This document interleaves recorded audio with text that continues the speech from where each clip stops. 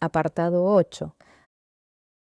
Así fue como, en poco más de una semana, quedó frustrada la escalada que la oposición había venido ejecutando inteligentemente desde marzo, cuando la recuperación de las universidades permitió convertirlas en usinas de hostilidades contra el régimen para pasar luego a la agitación de la opinión pública a través de la acción de Braden y después a la agitación callejera.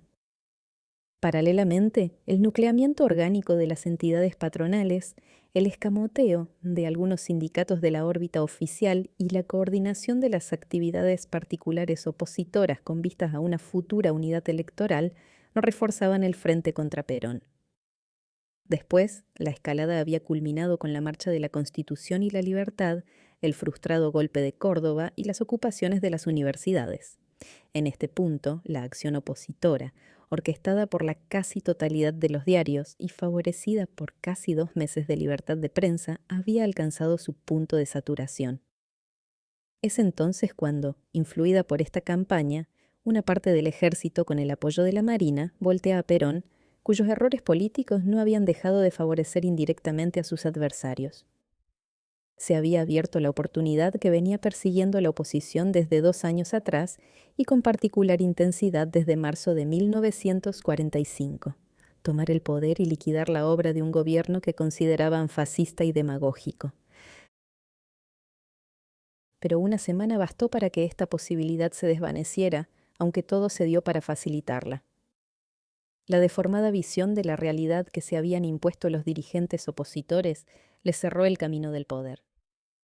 Nunca la vieja clase dirigente argentina estuvo más cerca de recuperar todo. Nunca su fracaso fue más merecido. Solo quedaba el derecho a la grita y a ello se dedicaron los voceros de la oposición. Demostraron en esto tanta miopía como en la acción política directa. En lugar de formular una sincera autocrítica, cayeron fácilmente en el agravio gratuito al pueblo. Es curioso comprobar que los partidos que se autocalificaban como representativos de la clase obrera fueron los más desbocados en esta competencia. El Partido Comunista, por ejemplo, en un manifiesto difundido una semana después, enjuició al movimiento popular como malón peronista con protección oficial y asesoramiento policial que azotó al país, y aseguró que había provocado la exteriorización del repudio popular de todos los sectores de la República y millones de protestas. El semanario Orientación, vocero oficial del Partido Comunista, se pronunciaba así: el malevaje peronista que, repitiendo escenas dignas de la época de Rosas y remedando lo ocurrido en los orígenes del fascismo en Italia y Alemania, demostró lo que era arrojándose contra la población indefensa, contra el hogar, contra las casas de comercio, contra el pudor y la honestidad, contra la decencia, contra la cultura e imponiendo el paro oficial, pistola en mano, y la colaboración de la policía que ese día y al siguiente entregó las calles de la ciudad al peronismo bárbaro y desatado. Este enjuiciamiento tenía en Orientación una expresión gráfica muy directa, un dibujo que mostraba a Perón manejando prostitutas, borrachos y matones, con este epígrafe: el coronel mostró su elenco de maleantes y ampones que ya tuvo oportunidad de conocer el país los días 17 y 18. Lo lamentable es que, junto a ese elenco, haya podido arrastrar por el engaño a algunos honestos elementos obreros sin experiencia ni perspicacia política. Estas palabras, dignas de un almacenero minorista, serían dramatizadas meses después por Victorio Codovilla ante la Conferencia Nacional del Partido Comunista. Esa huelga y los desmanes perpetrados con ese motivo por las bandas armadas peronistas deben considerarse como el primer ensayo serio de los naziperonistas para desencadenar la guerra civil. Posteriormente, el juicio comunista debió necesariamente moderarse, y así, en el esbozo de Historia del Partido Comunista Argentino, publicado en 1947, las jornadas de octubre solo merecen esta distraída referencia. Los días 17 y 18 de octubre, fuerzas de la policía y del ejército, apoyándose en un sector del pueblo, restablecieron a Perón en el gobierno, aunque nominalmente continuara en él el general Farrell. Ya se habían olvidado los zampones, los malones, las escenas dignas de la época de Rosas. Más adelante, la esforzada tarea de borrar los juicios pronunciados al filo de los sucesos llevó a los voceros comunistas a pasar limpiamente por la crónica, eludiendo la referencia, y es así como Benito Marianetti, en su libro Argentina, Realidad y Perspectiva, omite del todo la mención del 17 de octubre, lo cual hace decir graciosamente a Juan José Real que, como para el gallego del cuento, para Marianetti el 17 de octubre no existe. El Partido Socialista no le fue en saga al comunismo. El 23 de octubre, La Vanguardia produjo un editorial escrito por Ghioldi que expresaba, entre otras cosas: en los bajos y entresijos de la sociedad hay acumulados miseria, dolor, ignorancia, indigencia más mental que física, infelicidad y sufrimiento. Cuando un cataclismo social o un estímulo de la policía moviliza las fuerzas latentes del resentimiento, cortan todas las contenciones morales, dan libertad a las potencias incontroladas, la parte del pueblo que vive ese resentimiento, y acaso para su resentimiento se desborda en las calles, amenaza, vocifera, atropella, asalta a diarios, persigue en su furia demoníaca a los propios adalides permanentes. Fue en este editorial donde Ghioldi sacó de la terminología marxista la palabra tremendamente agraviante, con que englobaría a los 300.000 argentinos que marcharon sobre Plaza de Mayo y a los centenares de miles que anduvieron en otras ciudades del país en actitud similar: lumpen proletariat. El proletariado lumpen es el que se mueve en el filo del crimen, el matonismo, el crumiraje. Para Ghioldi era solo lumpen el proletariado que protagonizó el 17 de octubre. Revelaba así la misma mentalidad que Benjamín Villafañe, el senador conservador que afirmó en pleno Senado de la Nación que la gigantesca procesión que acompañó los restos de Irigoyen a su última morada estaba formada por los 100.000 prontuariados por hurto, homosexualidad y robo que figuran en los archivos policiales.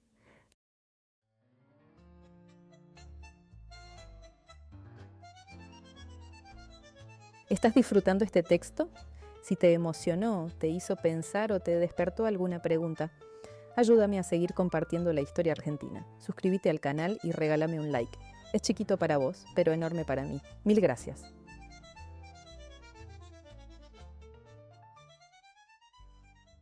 La UCR, con la conducción unionista, no dejó de aportar su palabra al enjuiciamiento del 17 de octubre.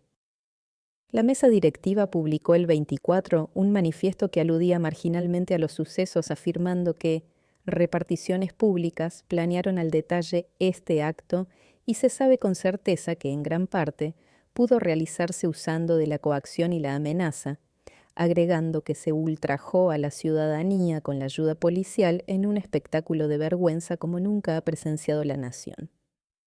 No detallaba la autoridad radical de qué manera podía montarse una máquina de coacción y amenaza apta para movilizar a punta de pistola a 300.000 almas. Eso lo diría el secretario de la mesa directiva en una declaración difundida el mismo día. Decía Cisneros que el debate en el Senado de la Unión, como ciertos comentarios en los diarios de Londres y de otras ciudades, revelan que la información que poseen sobre la manifestación del 18 del corriente no es completa. A juicio de Cisneros, no podía tolerarse que en Estados Unidos o Gran Bretaña se pensara que la masa trabajadora argentina apoya totalmente a Perón, y por ello precisaba en varios puntos que la manifestación no fue espontánea. Fue preparada por la Policía Federal y la Oficina de Trabajo y Previsión. En las fábricas y en los gremios compulsivamente obligaban muchos oficialistas y la policía a abandonar el trabajo y plegarse a la manifestación.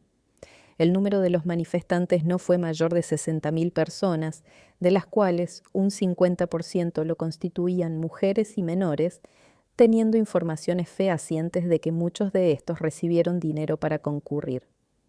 La preparación del acto fue muy anterior a la caída de Perón y contó con toda la ayuda oficial en camiones y medios de transportes y hasta el reparto de alimentos a los manifestantes en la propia Plaza de Mayo.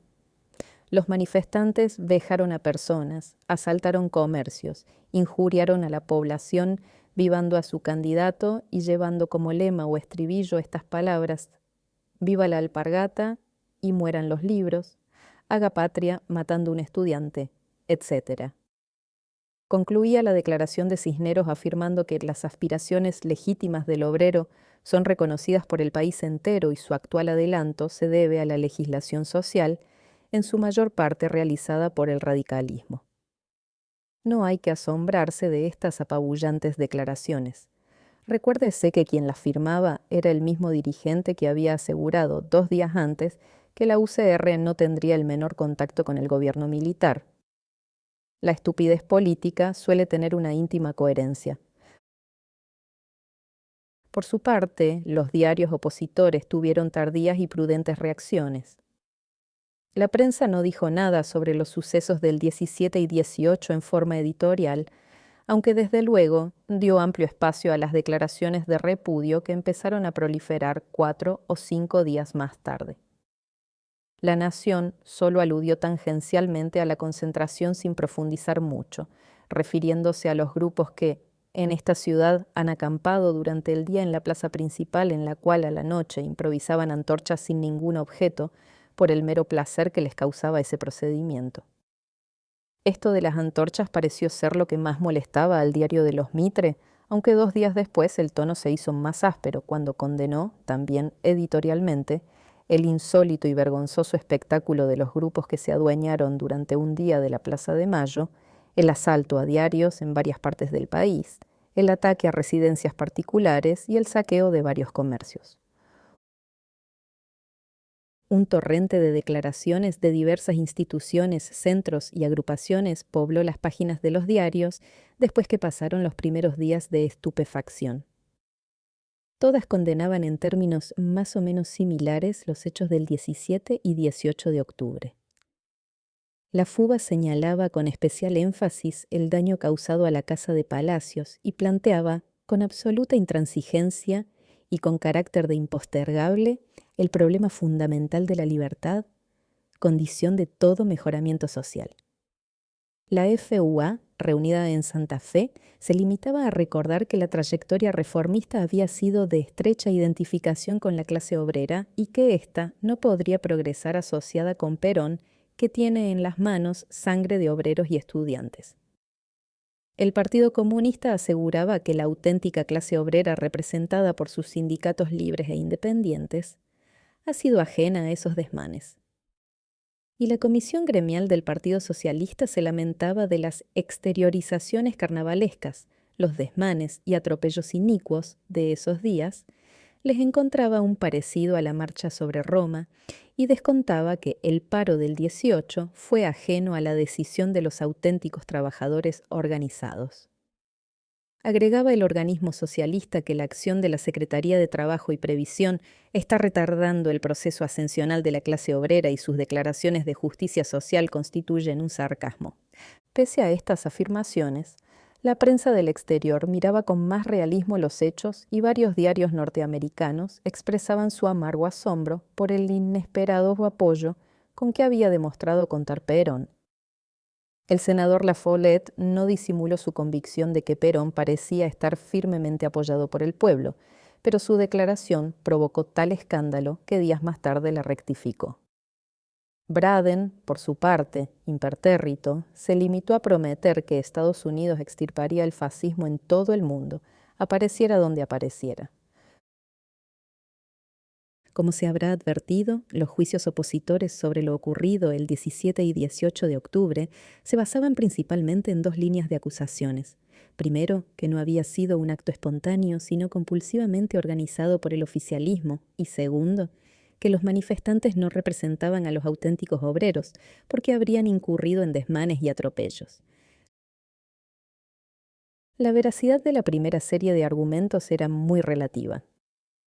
Es cierto que los partidarios de Perón usaron, mientras pudieron, los dispositivos oficiales ya montados, pero ello ocurrió solo en los primeros días subsiguientes a su renuncia. La marcha sobre Buenos Aires fue un movimiento espontáneo en su origen que se adelantó en 24 horas a la fecha indicada por Mercante y también al día señalado por la CGT para efectuar el paro, trocando además la actitud pasiva de la huelga por la activa del avance, no ordenado por nadie, sobre la Plaza de Mayo y con una consigna diferente de las que lanzara la Central Obrera. También es cierto que hubo tolerancia policial, pero esta actitud obedeció más bien al sentir general de los agentes de seguridad, ya demostrado estentóreamente en el departamento de policía al día siguiente de la renuncia de Perón, que a una directiva concreta de la jefatura ejercida en ese momento por un enemigo de Perón. Y por supuesto no hubo dinero ni compulsión en la organización de la marcha sobre Buenos Aires. Una cierta organización se fue trabajosamente montando recién en las primeras horas de la tarde del 17, cuando los dirigentes sindicales y los asesores civiles y militares de Perón comprendieron que el éxito dependía de que la mayor cantidad de gente se concentrara frente a la Casa de Gobierno. El resto lo hizo la gente espontánea e intuitivamente. La segunda línea de argumentos es todavía más insostenible. La representatividad de un movimiento popular no puede juzgarse por el hecho de que sus actores cometan o no desmanes. Hacerlo así equivaldría a negar representatividad a la Revolución Francesa, por ejemplo, porque en su transcurso se cometieron matanzas y abusos. Aun cuando el 17 de octubre hubiera tenido un rojo marco de llamas y sangre, no por eso dejaría de estar revestido de la representatividad que tuvo. Pero, además, falseaban la verdad quienes tan escandalizadamente denunciaban desmanes. No los hubo u ocurrieron en cantidad despreciable, salvo que por desmanes se entiendan las violencias verbales, las bromas gruesas, el tono plebeyo y chabacano que campeó esos días en los vivaques populares, las procacidades no exentas de gracia que los manifestantes dispararon con irreprimible jocundidad. Era lo menos que se podía esperar de un movimiento como este, y fue lo más que ocurrió. En verdad, parece milagroso que centenares de miles de personas hayan tenido varias ciudades a su merced durante 2 días y no se hubieran sentido tentadas a hacerse, por lo menos, de algunos de los bienes materiales que nunca habían poseído. No ocurrieron saqueos ni violencias sino en mínima medida, y ninguno en Buenos Aires. Claro está que se dieron escenas desagradables desde el punto de vista estético. No era un espectáculo grato el que ofrecían esas mujeres desgreñadas, esos muchachones de astrosa pinta, esa gente sucia, sudada y vociferante. Para ver gente linda había que haber ido 4 días antes a la Plaza San Martín, y aquí, en cambio, se hubiera asistido a un real desmán, como el casi consumado linchamiento de un militar o la pedrea sobre la ambulancia que intentaba rescatarlo.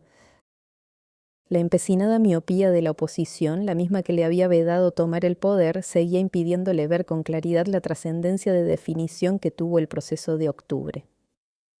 Tomaban el rábano por las hojas, se rasgaban las vestiduras frente a aspectos formales, descuidando las esencias, pretendían juzgar los hechos en términos estéticos. Dejaban fuera de todo análisis la significación profunda de esa irrupción de las masas en la vida política. Alfred Sauvy ha explicado que los hechos son como alimentos. Cuando los hechos resultan demasiado amargos, el organismo los rechaza. Por eso los sectores opositores a Perón rechazaron, no creyeron en el hecho concreto del 17 de octubre. Resolvieron no creer en él y olvidarlo inmediatamente. En los sectores políticos que representaban a la clase media, como la UCR, el Partido Demócrata Progresista y los organismos universitarios o apolíticos que formaban parte de la oposición, esto no era de extrañar y aún podía comprenderse. Lo incomprensible es la incapacidad de los partidos que se decían representativos del proletariado. Y sin embargo, la cosa tenía su explicación. Eternas fuerzas minoritarias, el Partido Socialista y el Partido Comunista, habían elaborado intelectualmente un obrero ideal, un arquetipo que se parecía mucho a ese honrado artesano de disciplinada militancia que concurría a las bibliotecas populares, no tomaba alcohol ni fumaba y podía citar a Marx y Spencer. Cuando les golpeó la cara la visión de estos obreros de carne y hueso, que no eran salvacionistas del marxismo, sino hombres comunes que sudaban, puteaban y tomaban vino, que vivaban las alpargatas y vituperaban los libros, entonces optaron por negar que estos fueran la realidad proletaria del país. No querían trabajar con esa realidad maloliente. Prefirieron seguir moviéndose elegantemente entre sus invenciones intelectuales. Así les habría de ir. Ya se ha prevenido sobre la mitificación que sufrió la jornada del 17 de octubre. A medida que el peronismo se fue burocratizando, la movilización popular adquirió la categoría de una gesta de titanes. Se atribuyó a Eva Perón un papel que no tuvo, se describió a Perón como un vidente, un estratega que desde el primer momento supo la reacción que desataría el pueblo. Figurantes secundarios se vistieron con papeles de primeros actores en la medida que les fue posible, y se otorgó a la CGT una importancia determinante que estuvo lejos de tener. Por su parte, los derrotados calificaron a los hechos del 17 de la manera que ya se ha visto. Frente a tales tergiversaciones es hora de ajustar los hechos y formular análisis objetivos y desapasionados. Esta tarea no cabe en este trabajo, pero no es inoportuno señalar algunos aspectos que deberá tener en cuenta quien quiera emprenderla. Hay que estudiar, por ejemplo, qué motivos existieron para que las manifestaciones populares tuvieran un matiz antisemita, ni tan violento ni tan importante como para teñir de racismo esas jornadas, pero muy perceptible de todos modos. Para examinar este insólito perfil, habría que recordar, entre otras cosas, la participación de elementos aliancistas como activistas de última hora, que excitaron la latente prevención antijudía de algunos sectores del proletariado. Y también habría que destacar que los comunicados policiales vinculados a los sucesos universitarios de días anteriores formularon discriminaciones para que las listas de detenidos arrojaran una alta proporción de apellidos semitas, como para demostrar que la FUA estaba manejada por los judíos. La caracterización del 17 de octubre requiere asimismo aclarar la agresiva actitud de las masas frente a lo universitario. Los lemas de «Haga patria, mate un estudiante» o «Alpargatas sí, libros no» fueron coreados verdaderamente, pero su significación se exageró por los dirigentes políticos opositores para invalidar la manifestación popular como una demostración irracional, anti-intelectual, digna de la aprobación de Goebbels. Habrá que examinar hasta qué punto el compromiso político que vinculaba a las universidades con la oposición las colocaba en la mentalidad popular en el mismo frente que había que atacar y por consiguiente todo lo que oliera a estudiantes o profesores era algo que estaba en la barricada de enfrente. No se atacaba a lo universitario por ser universitario, se lo atacaba porque allí acampaba el enemigo.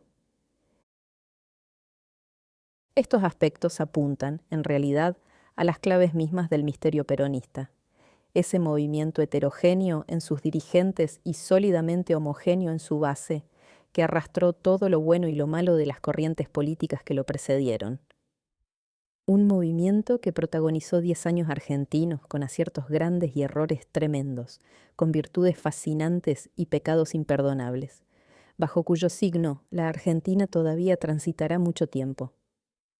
Ese movimiento que se bautizó e hizo su irrupción arrolladora al proceso del país, aquella jornada de octubre caliginosa y pesada. ¿Por qué hay que decirlo de una vez? El 17 de octubre de 1945 es la fecha más importante de los últimos 30 años, y por varios motivos. En primer lugar, porque marcó el comienzo de la integración de la clase obrera como tal en el proceso político nacional al que era ajena hasta entonces.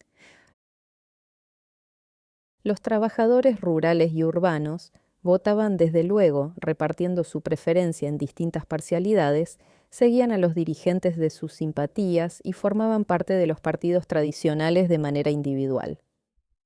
Pero no existían en tanto clase social, no se manifestaban como presencia total y masiva, y por consiguiente, la clase trabajadora no era un activante de hechos. La rápida industrialización del país y la formación de un sector social directamente ligado a la actividad industrial, nucleado en sindicatos cuyas reivindicaciones fueron respaldadas por la Secretaría de Trabajo y Previsión, contribuyeron a que el proletariado adquiriera en muy poco tiempo una clara conciencia de sus intereses y una creciente noción de su poder, que se robusteció al máximo cuando el 17 de octubre los trabajadores comprobaron físicamente que su conjunto era algo poderoso, algo que podía barrer como un huracán las maniobras de los dirigentes políticos tradicionales, la influencia de los intereses patronales, la fuerza militar, el poder invisible de las embajadas extranjeras, el prestigio idolátrico de los grandes diarios y de los figurones intelectuales o sociales. La inserción de la clase obrera como tal en el mapa político del país fue el gran saldo del 17 de octubre, un saldo que, guste o no, se debe a Perón y del que nadie podrá prescindir cuando se trate de inventariar los elementos fundamentales de la comunidad nacional para una empresa política trascendente. En segundo lugar, el 17 de octubre inició una nueva fórmula, como lo ha señalado agudamente Dardo Cuneo, que podría sintetizarse así: ejército, pluncos sindicatos, poder. Ese inusual diálogo sostenido a gritos entre Perón desde los balcones de la Casa de Gobierno y el pueblo desde Plaza de Mayo inauguró un entendimiento que duró exactamente 10 años y se interrumpió en septiembre de 1955, cuando el mismo Perón, acosado por el inminente derrumbe de su régimen, insinuó la posibilidad de crear las milicias obreras. Hasta entonces, el sistema había funcionado a la perfección. El poder sindical brindaba al régimen su legitimidad y las Fuerzas Armadas aportaban el apoyo de la fuerza. Cuando Perón pareció asentir a que se permutaran las funciones de cada elemento, se desató la revolución que lo voltearía, declarada triunfante, no lo olvidemos, por decisión de una junta de generales a la que Perón transfirió su poder. Después, el divorcio de las Fuerzas Armadas y el poder sindical se acentuó por otros factores. Pero es indiscutible que las exigencias del país de hoy no podrán cumplirse si de algún modo no se restablece, con las debidas ampliaciones, la fórmula que el 17 de octubre de 1945 se impuso ruidosamente en la Plaza de Mayo por milagro de amor entre un coronel ya retirado pero representativo del ejército y el pueblo en actitud de plebiscito. En tercer lugar, el 17 de octubre marcó una irreductible división entre los argentinos que contribuyó a clarificar el proceso y acelerar la ubicación conceptual de cada espíritu. Una división cuyos términos no admitían ninguna posibilidad de síntesis y solo aceptaba que una de las alternativas fuera aplastada políticamente para que la otra pudiera hacer su experiencia del poder y construir el país a su modo. En tiempos normales no es deseable una división de la comunidad en términos tan drásticos. Pero cuando se plantea un tema fundamental, cuando la nación se enfrenta con una posibilidad que tiene que ser asumida o rechazada, sin términos medios, lo menos malo es que la alternativa se plantee sin concesiones y hasta el final.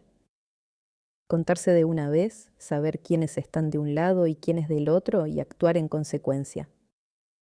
Es lo que decía Quiroga al general Paz en 1830, en vísperas de Oncativo, cuando el rumbo nacional tenía que optar entre el unitarismo o el sistema federal.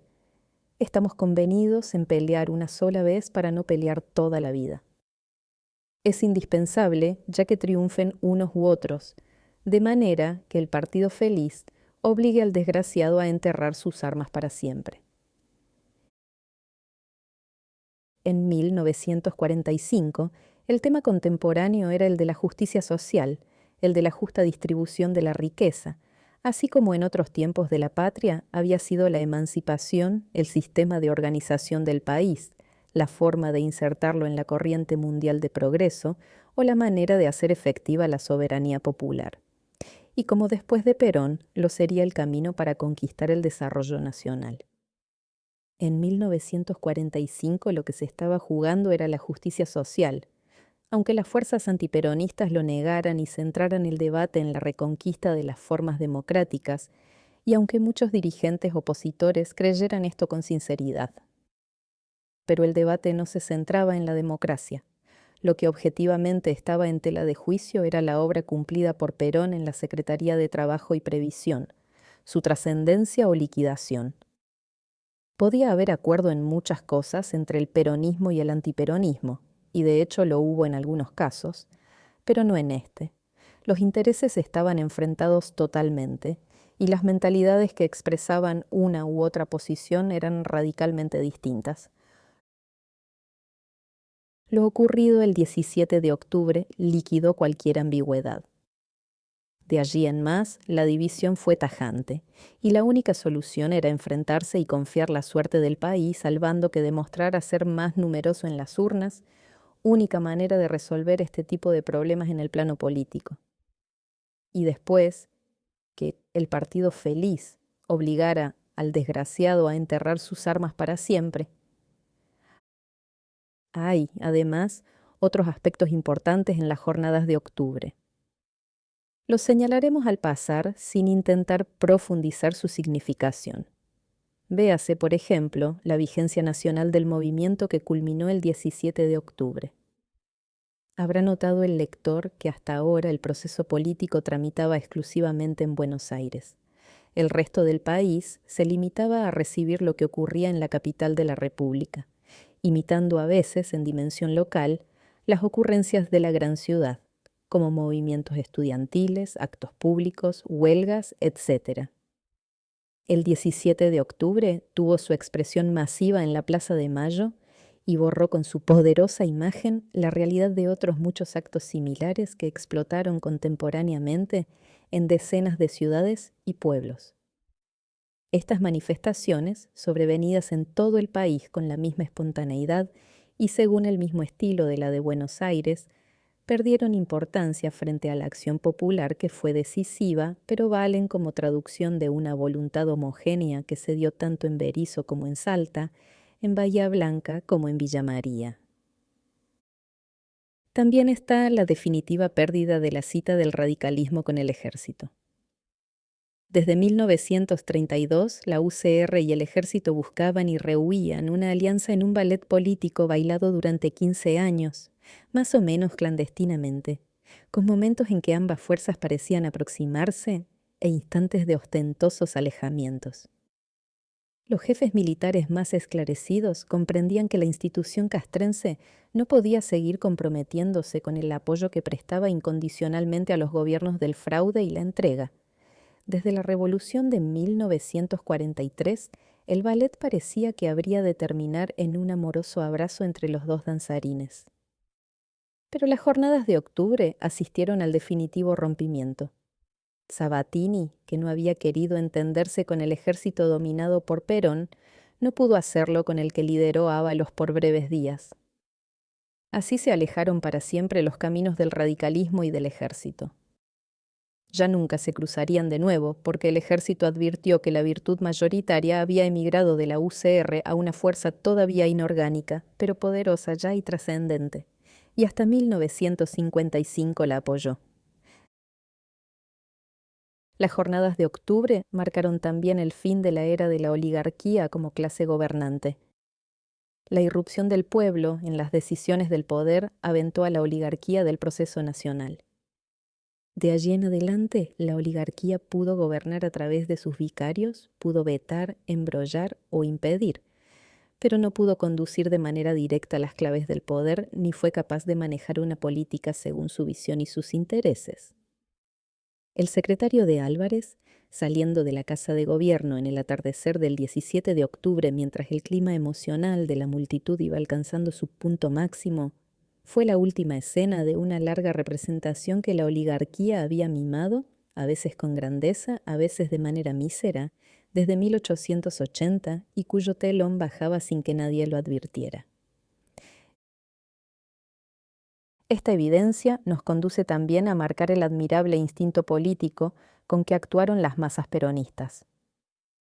Como ya se ha señalado, la decisiva semana de octubre asistió a un concurso de equivocaciones en el que participaron todos los actores de uno y otro bando. Todos dieron palos de ciego, todos cayeron en desaciertos o prefirieron incurrir en evasiones a asumir responsabilidades y adoptar decisiones. Todos, incluso Perón. Lo que salvó a esas jornadas y les dio categoría histórica fue la presencia del pueblo, que instintivamente, desbordando a sus conductores, rechazando directivas, se lanzó a una empresa directa y no renunció a su empeño hasta que su obstinación no conquistó la victoria. El pueblo anónimo fue el único que no erró. Lo superó todo: la maniobra opositora, la vacilación gubernativa y la renuencia de su propio conductor, a quien supo infundirle la decisión que le faltó durante toda la jornada estelar. Otros aspectos habría que destacar. Por ejemplo, el debilitamiento del poder de los políticos y la importancia de la política en razón inversa del robustecimiento de los sindicalistas y la importancia de los sindicatos.